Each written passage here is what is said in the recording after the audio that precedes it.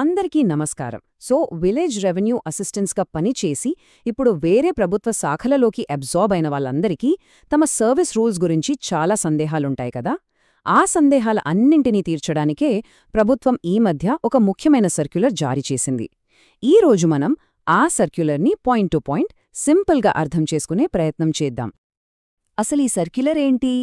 ఇది ఒక రకంగా కొత్త జాబ్ జర్నీకి ఒక guide book లాంటిదన్నమాట.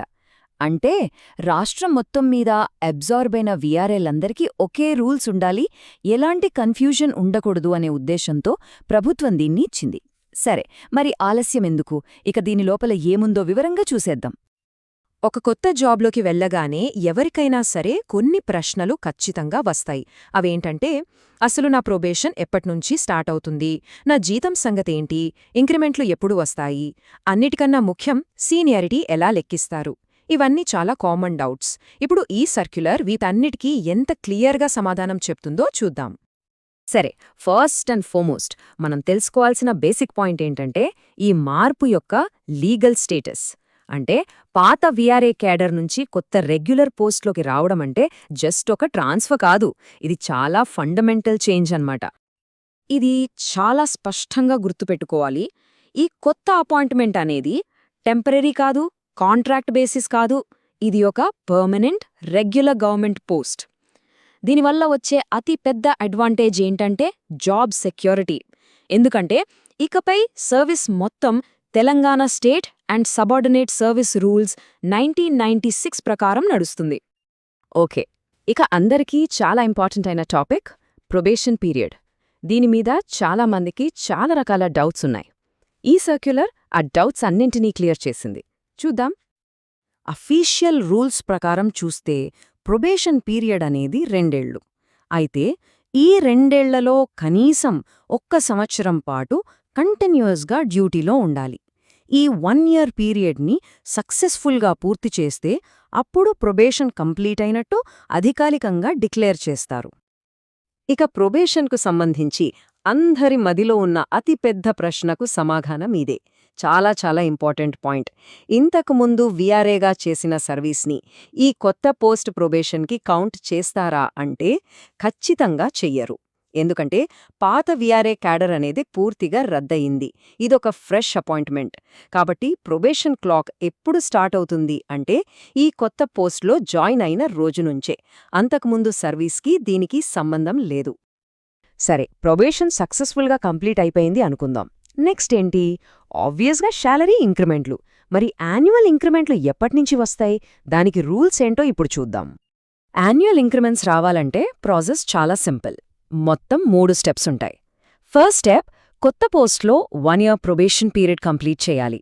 Second step, probation సక్సెస్ఫుల్గా పూర్తయినట్టు ఒక అఫీషియల్ డిక్లరేషన్ రావాలి. వన్స్ ఆ డిక్లరేషన్ వచ్చిన తర్వాత third step, regular annual increment start అవుతాయి. సో ఆ డిక్లరేషన్ అనేది చాలా ముఖ్యం. ఇక ఇంక్రిమెంట్ల విషయంలో అబ్జార్బ్ అయిన వీఆర్ఏలందరికీ ఒక గుడ్ న్యూస్ ఉంది. అదేంటంటే తెలంగాణ స్పెషల్ ఇంక్రిమెంట్. దీని గురించి సర్క్యులర్లో స్పెసిఫిక్గా మెన్షన్ చేశారు. ఆ స్పెషల్ ఇంక్రిమెంట్ అమౌంట్ నెలకు 200 రూపాయలు. అయితే ఇక్కడ అమౌంట్ కన్నా కూడా ఇది కంటిన్యూ అవుతుందా లేదా అనేదే పెద్ద ప్రశ్న. దానికి సర్క్యులర్ ఏం చెప్తుందో చూద్దాం. సర్క్యులర్ ఏం చెప్తోందంటే ఈ స్పెషల్ ఇంక్రిమెంట్ అనేది పోస్ట్ స్పెసిఫిక్ కాదు, పర్సన్ స్పెసిఫిక్. అంటే ఇది పాత వీఆర్ఏ పోస్టుకు ఇచ్చింది కాదు, ఆ వ్యక్తికిచ్చింది. కాబట్టి వీఆర్ఏ క్యాడర్ రద్దయినా సరే ప్రభుత్వం ఈ ఇంక్రిమెంట్ను ఆపమని ఎక్కడ చెప్పలేదు. అందుకే కొత్త పోస్ట్లో జాయిన్ అయ్యాక కూడా ఈ 200 రూపీస్ స్పెషల్ ఇంక్రిమెంట్ కంటిన్యూ అవుతుంది. ఇది ఖచ్చితంగా ఒక మంచి విషయం. ఓకే, ఇక సర్వీస్లో అన్నిటికంటే సెన్సిటివ్, కొన్నిసార్లు కాంట్రవర్షియల్ కూడా అయ్యే టాపిక్ సీనియారిటీ. ఫ్యూచర్ ప్రమోషన్స్కి ఇదే బేస్. మరి ఈ విషయంలో సర్క్యులర్ ఏం చెప్పిందో చాలా జాగ్రత్తగా చూద్దాం. సీనియారిటీ విషయంలో ఎవరిష్టానికి వాళ్లు నిర్ణయాలు తీసుకోవడానికి లేదు. దీనికొక పక్కా రూల్ ఉంది. అదే Telangana state and subordinate service రూల్స్లోని రూల్ 33. ఈ రూల్ ప్రకారమే సీనియారిటీని ఫిక్స్ చేస్తారు.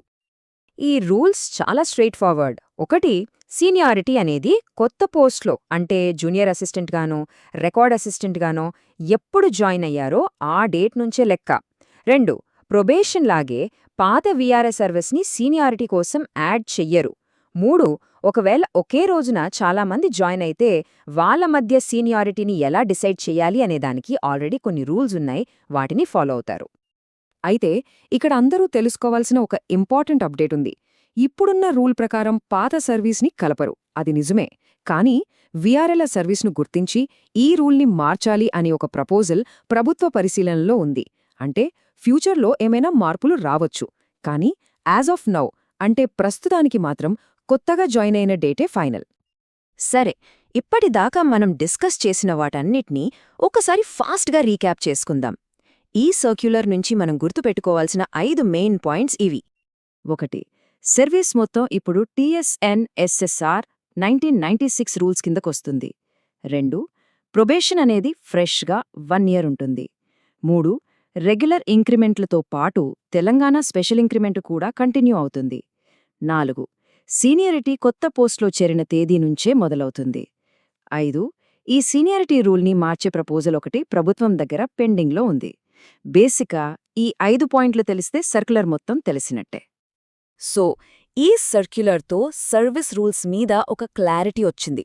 ఈ కొత్త ప్రయాణంలో హక్కులేంటి, బాధ్యతలేంటి అనే దానిపై పూర్తి అవగాహనతో ముందుకు వెళ్లడం చాలా ముఖ్యం.